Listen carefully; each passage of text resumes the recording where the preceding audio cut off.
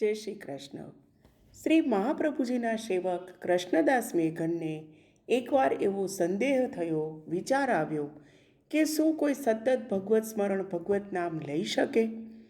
તો ત્યારે તેમનો આ પ્રશ્ન છે એ શ્રી મહાપ્રભુજી પાસે કર્યો કે હે વલ્લભ, આ પૃથ્વી પર કોઈ સતત ભગવત સ્મરણ કરી શકે? તો એ તેમનો સંદેહ દૂર કરવા માટે શ્રી મહાપ્રભુજીએ એક લીલા કરી. અને આપણે બધા જાણીએ છીએ કે મહાપ્રભુજીએ 2 વાર ખુલ્લા ચરણારવિંદે પૃથ્વીની પરિક્રમા કરી હતી. અને આ પરિક્રમા કરતા હતા એવા ટાઈમે આપે એક સઘન વનમાં, એટલે કે ઘનઘોર વન હતું, એમાં સરોવર કિનારે પોતાનો મુકામ કર્યો.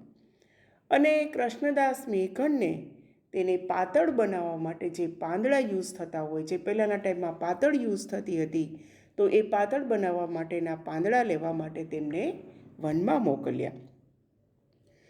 કૃષ્ણદાસ મેઘને વલ્લભની આજ્ઞા માની અને તેઓ વનમાં પાંદડા લેવા માટે પધાર્યા. હવે જ્યાં ત્યાં આગળ જતા જાય છે તો ત્યાં એક સુંદર સરોવર આવે છે, પરંતુ એ સરોવરના કિનારે એક સિંહ બેઠેલો જોવે છે. હવે સિંહને જોયો એટલે કૃષ્ણદાસ મેઘનને તો એકદમ ડર લાગવા માંડ્યો. અને ડર લાગતા તેને શું કર્યું કે તેમને પાંદડા તો વીણવાનું કામ ચાલુ રાખ્યું, પરંતુ એ લેતા તેને ભગવત સ્મરણ પણ ચાલુ કરી દીધું, ભગવત નામ લેવા માંડ્યા.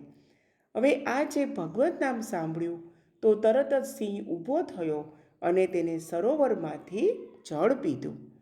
અને જળ પી અને ફરીથી બેસી ગયો અને ભગવત નામ લેવા માંડ્યો. તો કૃષ્ણદાસને એને કોઈ જ હાનિ ન પહોંચાડી, કોઈ તકલીફ ન કરી, કંઈ ન કર્યું. તો કૃષ્ણદાસ તો તેને પાંદડા લેવાનું કામ પૂરું થઈ ગયું એટલે લઈ અને તે મહાપ્રભુજી પાસે પધાર્યા. તો હવે શ્રી મહાપ્રભુજીએ પૂછ્યું, કૃષ્ણદાસ, તમારા મનનો જે સંદેહ હતો, તમને જે સંશય હતો તે હવે દૂર થયો? તો કૃષ્ણદાસ તો કંઈ સમજ્યા નહીં. જે બન્યું હતું અને તેમને જે જોયું એ તેમને વાત કરી. તો હવે મહાપ્રભુજીએ સમજાવ્યું કે તમે સરોવરના કિનારે એક સિંહ જોયો હતો? તો એમને કહ્યું, હા, મેં જોયો હતો. તો આ જે સિંહ છે એ સતત ભગવત સ્મરણ કરે છે, ભગવત નામ લે છે, અને એ ભગવત નામ પોતે ચૂકી ન જાય એના માટે એને તરસ લાગી હોવા છતાં પણ તે જળ નહોતો પીતો.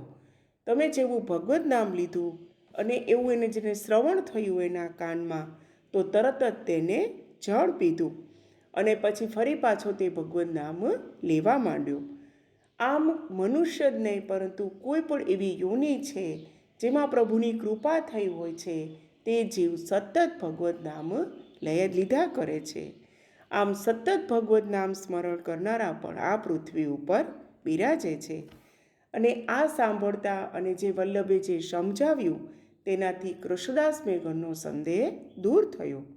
અને આપણા જે મહાપ્રભુજી છે એ પણ ભગવત ચિંતનમાં હંમેશા મગ્ન રહે છે અને તેમને એકાંત ખૂબ જ પ્રિય છે. એ મહાપ્રભુજીને આપણે અહીંયા પ્રેમથી વંદન કરીએ. અને આ પ્રસંગમાં શ્રી મહાપ્રભુજીનું 80મું નામ રહઃ પ્રિયાય નમઃ એ બિરાજે છે. જય શ્રી કૃષ્ણ.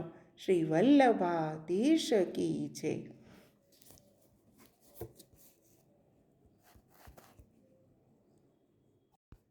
જય શ્રી